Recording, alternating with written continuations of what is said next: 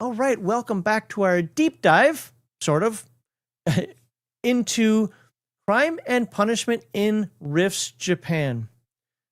This article is thorough.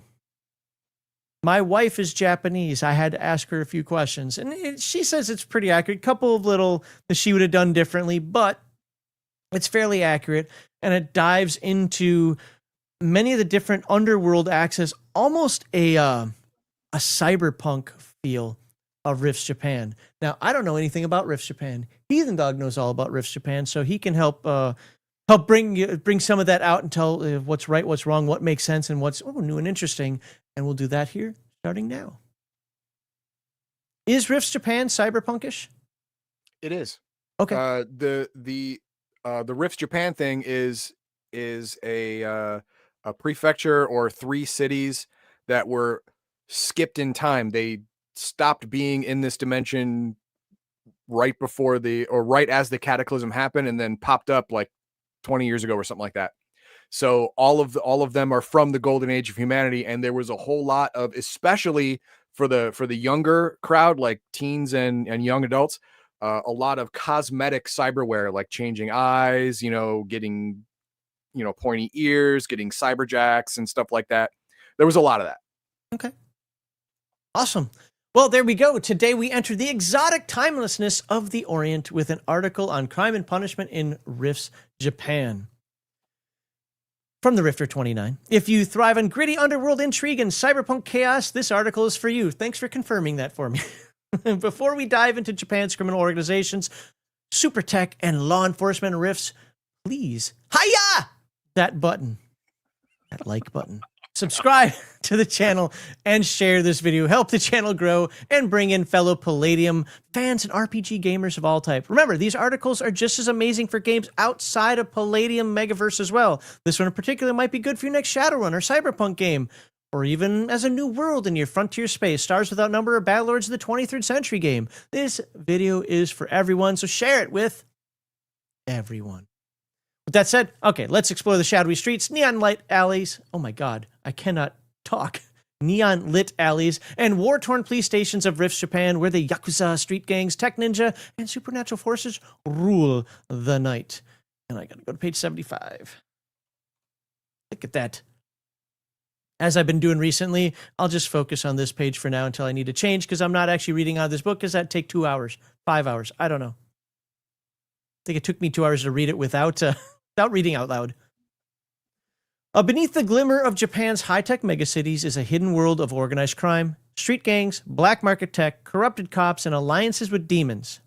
This article by Dan Falcons takes us into the seedy underbelly essential for any cyberpunk, intrigue, or street-level RPG campaign. The criminal element here is not just an afterthought. It's a force that rivals the mega corporations and the government shaping everyday life. And you're going to be like, oh my god, you're skipping the Splugorth. No, I'm coming back to it. I don't want to say that this article wasn't written in a good order. It was, but for the purposes of me bringing it to you, I just don't want to touch on that now. I want to come back to that. So, the Yakuza are Japan's answer to the black market and the mafia, powerful, secretive, and deeply woven into the society. Yakuza roots trace back to feudal times. Their name may even come from a losing hand of Hanafuda, a flower cards game, echoing their outcast status. I actually talked to my wife about that, and she's like, oh, okay. She's like, I guess that could be where it came from. So she wasn't 100% sure, but when she saw the relationship, she's like, that makes sense. Yeah, that makes sense. Probably right. I sometimes think she gets a little annoyed with me when I ask her all these Japanese questions, because she's like, oh my god, it's for a stupid game. Who cares? Today in Rifts, Japan, there are 9 clans, each controlling dozens of gangs. Their activities include drug trafficking, gambling, illegal juicer and mom technology, cybernetics, blackmail, extortion, and even human sacrifice. In the darker cult clans, anyway. From street runners to mighty Oyabun, there you go, there's Japanese, Oyabun bosses. Every role is mapped out with sinister precision. I practiced that word yesterday too after she yelled at me. I still got it wrong today because it looks like Oyabun in English. Oyabun. Okay, page 80. Sorry, dear. Sorry, my Japanese isn't up to your specific standards. Just like me, he speaks Japanese perfectly, but with an American accent. There you go. Most Yakuza power is exerted by street games, of which there are hundreds in every city. Some, like the Gaijin, are composed completely of DBs and operate as outsiders, ever resentful and dangerous. Others, like the Rutneku, are so violent they rarely live past age 20. These gangs control the flow of drugs, stolen tech, and chaos in urban districts, sometimes working for the Yakuza, sometimes working against them. Do you understand why I'm not reading this entire article? Yeah. There's a lot of stuff in here. Okay? There's a lot of the little minor gangs. Yeah, but look how detailed it is. It's crazy. I need to go to page 75, last paragraph, which I think is this one. Yeah. There we go. If you can see that, cool. If not, well, I'll give you an idea what's going on. Anyway. Beyond traditional Japanese gangs, the tech ninja are ultra-modern assassins for hire, often backed by corporations. Their duties include espionage, sabotage, and computer hacking. Thanks to the Yakuza's rampant black market connections, they wield everything from vibroblades to Naruni force fields. And there's some Kitani stuff in here too, which I'll talk about that in a little bit. Actually, if you get the Japan, the Riffs Japan book, they have ninja crazies. Oh, shh. We're not there yet. Oh, okay. I didn't know they touched it on this book. All right. Well, I don't remember them touching too much on the ninja. They mention them, but the ninja juicers will definitely come up. Okay. Well, the ninja crazy is a special case because they teach the ninjas special meditation techniques to where they can turn off their insanities for a time. Okay. Well, through Zen meditation? Yeah. Okay. Something. Well, that actually exists in this article too. Oh, okay, good. Well, not on the crazy side, at least that I remember, but there's, yeah. All right. So now we're going to backtrack here, or we're going to go right there. That word alone should be all you need to know. That sounds like a fun time, doesn't it? Ugh. It's not just humans who run the show. The Splugorth have infiltrated Japan, using Yakuza clans for intelligence gathering and tech theft. Some clans even have a demon lord as their Oyabun. Whatever. One clan is even led by a Rakshasa. How did India get involved in this? I don't know. Magical tattoos, demonic alliances, and rituals make crime as dangerous for the soul as for the body. These supernatural connections open doors for strange campaign hooks such as deals with demons, magical enhancements, or battles against Splugorth agents lurking in the shadow. Does that sound fun to you yet? No. Oh. Sounds like a bad time. There we go. Hey, you want to be a cop in Japan? It doesn't sound like I'll live very long. Where there's crime, there's a response. Rift Japan's police operate around the clock as courageous as samurai facing modern horrors. Officers wield advanced weapons, cybernetics, and even robot police drones. What I really liked about this article, and you can probably tell me that it's in Rift Japan as well, is the cops weren't overwhelmed, or they weren't like, hiding behind like, we got to figure this out. DBs are so bad, or Splugorth are so bad. No, they're taken to the streets and they got the stuff. They got the tech. Oh, you're a juicer? Okay. Oh, you're a crazy? You're a Borg? Yeah, we got you. Yeah. Well, remember, all these Japanese citizens are from the golden age of humanity when technology and biotechnology of the humankind was at its peak. Mm-hmm. And if you use the Chaos Earth rules, almost everyone here is also genetically enhanced in some way. If you're under 35 or 40 years old, you have a bonus to IQ, strength, ME, MA, whatever, just because your mom got a jab when you were in her belly. And so your genetics were rewritten. Ah, there it is. Your genetics were rewritten to be a little bit better than normal human. Where was so officers wield advanced? I said that some police are undercover, risking their lives to infiltrate the Yakuza clans and bring justice to the streets. Sometimes even reaching high ranks before being discovered. Equipment available to police rivals the best on the black market, making for high caliber confrontations. Yeah. So in the Rifts Japan, the government and the one or two corporations that are still in power are basically the same thing. They're hand in hand. So they have all of the best tech. I probably should get that book at some point. I don't have it. So what do you think? Would you rather play as a streetwise cop, an undercover agent in clan, or a double-dealing criminal? How would your character survive the constant threat from both sides?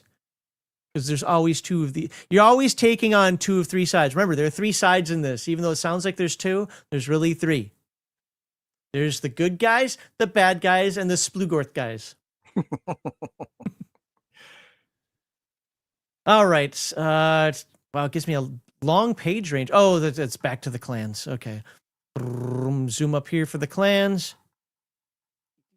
So let's you can see you got the Gaijin, the Runeku, the Shoujo, yeah, all these names. So a whole ton of clans that you can see here. Since I showed the other page, I'll show this one. There you go. Dragon Windwalker tattoo. Oh, that's actually. Oh, I'm sorry. sorry. Yeah, this is all the Splugorth tattoos that they can do. Okay. Yeah, I guess I guess I will just leave it here. I mean, there's clan Jakudo. Look, there's clan. Yeah, that word. I'll just pick one. There, we're just gonna leave it there. By the way, I did read this, but it was one of those things I'm like, yeah, that's great. That's a lot of information that since I'm not using it at a game, it was hard for me to actually kind of fully care about. But the article lists the major Yakuza clans, their boss, Oyabun, trusted lieutenants, their magical and high-tech capabilities, and notorious members. Each clan is unique. For example, one is fronted by mystic ninjas. Another manipulates labor and the drug trade. And as mentioned before, some even have undercover cops at the leadership level. From clan Ryusaki, the ninja front, to the occultist clan Yosano, the NPCs here give GMs ready-made hooks. You've got power struggles, infiltrations, and open warfare between the clans and authorities. Oh my god, this is so much bouncing around in this. You know, when I wrote the script, it was so much easier. Apparently, when you work in slow time. See, there's your cyber ninja. Full disclosure, we'll take a look at it later. Oh, actually said, oh, I know why I did that. Here you go. Have your cyber ninja right there. Isn't she cute? So special powers, equipment, OCCs, a little blurb about that. Yakuza members can gain access to magical tattoos for super strength and NBC protection, martial arts, psionic training, and state-of-the-art equipment. New OCCs like the Yakuza Klansman, Cyber Ninja, and Police Officer are presented, including some updates to the Ninja Juicer. And we'll take a closer look at one of these that I just spoiled later on. Police officers and clan members alike face life at the edge. One wrong move, and you're either promoted or eliminated. So what are your adventure opportunities in this? How can you use this material at your table? Well, I've already mentioned a few, but you've got infiltrate a Yakuza clan to stop a demon cult from growing in power. Survive a street war between rival gangs while collecting black market tech for your party. Play an undercover cop fighting both the criminals and their own department's corruption. Negotiate with tech ninja mercenaries for a dangerous job. Confront Splugorth's agents trying to steal Japan's secrets. Don't confront the Splugorth himself. Splinkrith himself doesn't really give a crap right now. He looks at Japan and is like, that's neat. Let's see what we can milk from it. But isn't overtly like, I want to deal with this. Because actually Japan can hurt him, apparently. There's enough tech over here where he's like, we'll keep an eye on it and, I'll keep my little feelers out there, but a direct attack might cause me some grief on the rest of the planet. So let's stay behind the scenes. So, all right, here are my closing thoughts before we get into the OCC. Crime and Punishment in Rifts Japan stands out as a toolkit for tension, drama, and rapid-fire plot twists. The world isn't black and white. Every cop, every crook, and every mercenary is forced to navigate honor, betrayal, and survival in a setting where even the gangs have magical weapons and monsters. From what I understand, correct me on this if I'm wrong, it seems like everybody, all the forces, good, evil, and otherwise, in Rifts Japan is on equal footing here. Whether you want classic crime-telling story, neon noir cyberpunk or supernatural horror, this article gives you everything to launch an unforgettable story. And if I'm overselling that, it's because I don't know Rifts Japan that much. That was just my take from it. So now let's take a quick moment to look over the OCCs and the equipment. So the OCC I want to look at, well, I'll page through all of them so you get an idea. You got the dragon tattoo for the Yakuza clansman. Optional player character NPC villain if you're playing a Yakuza type campaign. It's got psionic training, martial arts training. It has its own hand-to-hand, if I remember correctly. Where is it? Oh, Yakuza clansman, choose one of the following. Could have sworn they had their own hand-to-hand. Hold on, is it down here? Magical training, magical equipment, high-tech, cybernetics, alignment. Is that a different one? Hand-to-hand, oh yeah, hand-to-hand, any, okay, yeah, they have weird words here. And any accepts, was that Zanji? Well, in Rifts Japan, they have different martial arts. Oh, okay, that makes sense. They have different martial arts. They want to make it special, so they made it special. Okay, that's fair. That's fair. Without me having the martial arts book, I don't know all those things. But you can do that. You can be the cyber ninja. We're going to look at that a little deeper in just a moment. We're going to look through the whole thing.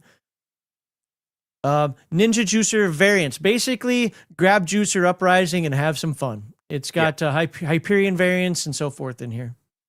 Yeah, Japan historically was not ever against human augmentation at all. They loved it. That was the greatest thing ever. That's why it was much more cyberpunk than North America and Europe, because everyone jumped on the bandwagon. Juicers and crazies did not have the same negative connotation they did in the West. So having a whole bunch of really variants, interesting, considering Japan's aversion to drugs. That's kind of interesting when it comes to the juicer side. The mom side I can see a little more, but the juicer side kind of surprises me.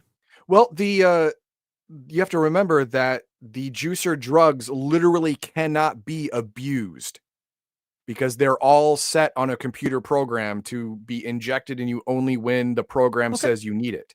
So fair enough. Yeah, there is no drug abuse. You're using it as intended at all times. Okay. And then there's Katani technology in here, plasma spheres, energy tiger lance, stuff I don't have a clue about. Katani, that's from Phase World, right? Yeah, Katani are a servitor race of the Splugorth. Oh, okay. Well, then that makes sense then. Yeah. And then law enforcement. Like I said, we're not going to look at this one completely, but the law enforcement officer, he gets some cool stuff. You can be an inspector, a detective, whatever. Don't care about that. K9 handler. There's basically different operations you can be. Where's anti-magic specialist? I thought was kind of cool. And detective undercover. Those are the ones that go into any clans, and each one gives some bonuses. MDC by location. Sorry, hold on. Let me go here. That's for the equipment. That's the police cruiser. So it's an MDC police cruiser. EMP cannons. Onboard mobile computer terminal, which actually has a lot of access to stuff. AT-38 police hover cycles. Where's the cool stuff? Yeah, that's right. You got robot drones that actually look very millennial man or whatever. Yeah. Very iconic, I guess you'd say, because that kind of looks like a Japanese demon, right? Oni, yeah. There we go. A lot of stuff in there. Again, I'm not here to show you all that stuff because it's your job to go buy the book. But we will take a closer look at the before we sign off here, the Cyber Ninja, because it is what the name says, and I don't know why I didn't pick up on that at first. Like, it is a Cyber Ninja. The Cyber Ninja is a new variant of the Tech Ninja that is similar to the Ninja Borg as far as being equipped with the latest in cybernetic augmentation. The Cyber Ninja, however, is not the powerhouse that a cyborg counterpart is famous for. Instead, this augmented being is made to look exactly like a normal human with no visible cybernetics on his person. Underneath the synthetic flesh, however, the Ninja is a full conversion Borg with a mega damaged body and an arsenal of cybernetics to assist him in his secret endeavors.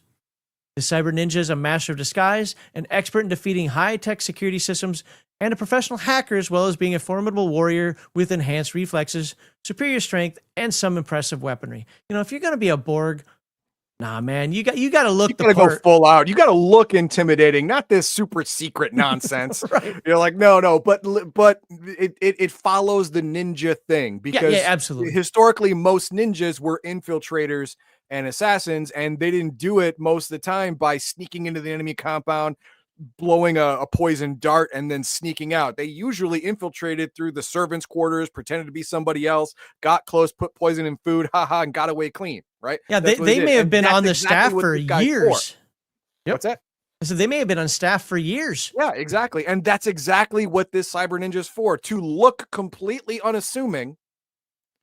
And I'm entirely certain that somewhere in here is going to be a way to alter your facial features cybernetically to look like someone else or to look different. I'm sure Well, they're going to have that in here. We'll find out. They're used to oh my god, they're used to infiltrate some of the toughest security systems in Japan to conduct missions of sabotage, assassination, theft, and other underhanded jobs. They work well with other versions of Tech Ninja and often complete their missions without letting their own teammates know anything of their true nature. That's funny. The cybernetic disguises allow them to have dozens of different identities, and they are so adept at acting and role playing that they often switch personas on a monthly basis. Oh, this is like The Saint, dude. I love that movie, The Saint. Yeah. It's very underrated. It's very underrated, but it was an impressive movie for its time. Yeah, for its time. But I thought Val Kilmer did such a good job with all those different. He did. Like all of the ninja Borgs, the cyber ninja are raised in special camps from an early age, are usually physically disabled, and have no family except for the clan. Well, physically disabled because they break their legs at birth. I don't know that, but mostly physically disabled children are shunned or just released because it brings some kind of stupid shame to the family or something like that, having this low quality stock in your gene pool. Well, fair enough. That's perfect hunting ground for someone who needs to, $6 million man somebody and make them completely loyal. Well, it's like, where did the CIA get all their spies from? The orphanage.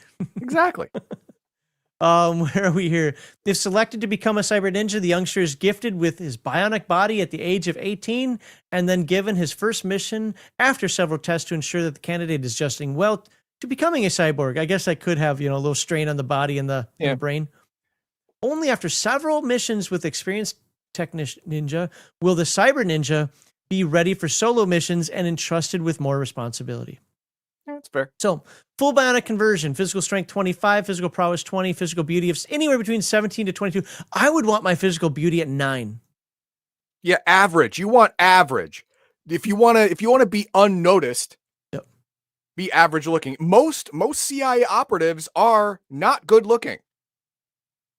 Most MI5 or MI6, whichever one is more. MI5 intel. is like our FBI. MI6 is like our CIA. There you go. And most CIA or MI6 individuals are average looking because you need to do that to not be noticed. You don't want to be ugly. You don't want to be pretty. People remember that. You don't want that. Ever. And he has a speed of 73, 50 miles per hour, 80 kilometers per hour. So that's pretty quick. That's $6 million man territory. MDC. The main body, 200 MDC, head is 80. So not quite as cool as a full conversion Borg, but you know what I liked about this? Didn't buy crap. Didn't have to spend money on crap. You just get this. Nope. So, and your job is to really not take a lot of damage. Yeah. So yeah, if you actually got into a fight, you messed up. If you're on the job and you have to fight, you screwed up somehow. Unless otherwise required, cyber ninja are given comely. So for the uninitiated, that means ugly faces and Olympian physiques. I'm sorry, no, uncomely is comely is good looking. Yeah, I said it backward. Faces and Olympian physiques. Although on occasion, a cyber ninja can be made to have any style of appearance, even that of DB and Oni. The synthetic shell is as fragile as human skin and will bleed or bruise if damaged. So it's your Terminator. Yeah. A single point of mega damage, however, will destroy the facade, revealing the machine beneath and may require an opponent to roll a save versus horror factor. What if this was your wife? Oh, man. Oh, that's rough. I mean, okay. There's two avenues Here we go. on that. Okay. First, you're pissed off that, oh my God, my wife was a spy spying on me the entire time or using me as a cover and she didn't really love me. And then there's the other side where it's like, you had vibrating junk this entire time and did nothing. Come on. Come on. Well, now you got a choice: die or serve her, but you get the vibrating junk. I'm down with B. Okay. A single point of, we got that, let's see, Hort Factor 12. As he realizes the opponent is not what it seems. The only thing that might raise a question about the cyberhuman is his great weight. An average body is 200 to 300 pounds, and they're not easily knocked down from heavy damage. You know what? You practice that. You practice falling down. That's what I'd do. Sound suppression systems, standard cybernetic features, weapons. You know, they got retractable finger blades, retractable knuckle blades. All these retractable blades because they're Japanese. Yeah, and all hand-to-hand of the small retractable stuff that you can't see when it's not there. Yeah, I get it. Not trying to read literally everything here, but all these skills and abilities. Because remember, as a ninja and you're mostly a hacker, you've got a role to play, and you've got to be able to do that. Yeah, fighting, sneaking, and hacking. That's what you do. Average. That's average level of experience. Is that for NPCs? Yes, that's for NPCs. Oh, okay. I'm like, who cares?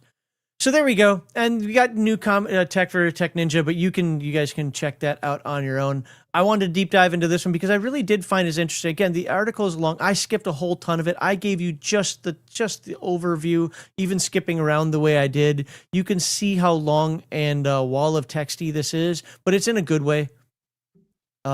Maybe a little too much history for my taste, but I guess if you need some history on the Yakuza, it's there. My wife says it's probably 90% accurate. Well, she wouldn't know if it was 100% accurate unless she is a plant. There's one thing she really had an issue with, and I can't remember what it is. It was somewhere in the history here where he's talking about, nope, that's clans. We were talking up here about their origins. When we got to like the Machiyako and some other stuff, there's like a part that was missing. She's like, yeah, they didn't actually say that. There's some word that started with an N, and I don't remember what it is off the top of my head. That was more behind what was going on. But the premise of everything here about them being outsiders, yes, she was like, yeah, that's. But you're actually missing my meaning. If she knows everything that's wrong with this article as opposed to the history as concerning the history of the Yakuza, means she may be Yakuza and using you to. Oh, she's already told me that her family has had dealings with Yakuza, not like as in, gangsters or whatever, but where she lived, you either had dealings with Yakuza or you didn't, so she's well versed with not necessarily the history, but at least the local Yakuza of her area. Awesome. So she hasn't killed me yet, so she's not one. Did you list that in your security briefings? But that her neighborhood had Yakuza in it? Yeah. They don't hide like we think they do. I mean, Don't get me wrong, not everyone is known, but they don't hide like a lot of our mafia or our criminal element likes to hide, or they just live in Chicago. The Yakuza is pretty open about who they are. There are exceptions, but you get what I'm saying. I get you. Okay. Anyway, all right, what do we have for, well, hold on. Let me finish this up here because I have one more. I have a call to action here. Okay. So, go ahead. if you love this kind of gritty, complex RPG setting, like, subscribe, and share. Remember, hiya! That like button, because your support lets us keep these overviews and deep dives going strong. And before we go, leave your most creative campaign hook or favorite Rifts Japan moment in the comments. Preferably one that might have to do with the Yakuza Crime and Punishment. But hey, anything Rifts Japan sounds good to me. Learn me some more and maybe put something out there for somebody else who reads the comments to get an idea from. So with that, let's go to the super chats. All right. And first we have Nerdy Ogre saying, you got good guys, good bad guys, and bad guys. That's your three three-prong thing where you have the cops, which are good guys, then you have the Yakuza, which are good bad guys, then you got the Splugorth, which is just bad guys. Right. That's what you got. Okay, I get it. Then we have LeBron Mystic. Appreciate your guys' input on RPGs. Got me into Forbidden Lands. Sadly, right as we were getting into a Rifts game, the DM had to call off the game. Oh man, that sucks. Sorry to hear that. But hey, Forbidden Lands is a great game too. Yeah. Then we have Nerdy Ogre come again. Japan has the tech, the magic, and the organization to take on Atlantis. That is true. The way Japanese society is structured, if you come at it from outside, yeah, the cops and the Yakuza will band together. Yeah. And they will fight you. And that's not going to be easy. So yeah, I mean, if you're going to destroy a Japanese culture, you have to destroy it from within. If you try and attack it from without, they will band together like glue. Crazy. And that's what we got. Okay, on the Rumble side, Grizzly Beardo for $10. Thank you very much for the Rumble rant. Kevin and Eric were hugely influenced by those classics: Golden Age anime, Bubblegum Crisis, Battle Angel, was it Alita? Armitage 3, etc. Not only the mech designs, but also the cyberpunk aesthetics. Yeah. I don't know anything about anime, so again, Heathen Dog will have to be... All of that, all of those are classic high-tech mech anime. Maybe I'll have to watch them. Come on, the name. I know when I was in school and they called it Japanimation, not anime. Bubblegum Crisis, I just used to tease the living crap out of the folks. Oh, no, it's a stupid name, but you know, that is the translated name. In Japanese culture, it has a different connotation. That's fine. They didn't change the name for anything, but it was a good series. Okay. All right, so with that, I guess that ends the Rifter 29 deep dive into crime and punishment in Japan. Tell me what you think. Leave your comments and, give us a suggestion on what you'd like to see us cover in the future. I mean, we're going through each of the... Cat, I'm fucking streaming right now. Just clawed the crap out of my legs and I'm trying to do my outro. Little jerk. What was I say? Oh, yeah, let us know. God, that hurts.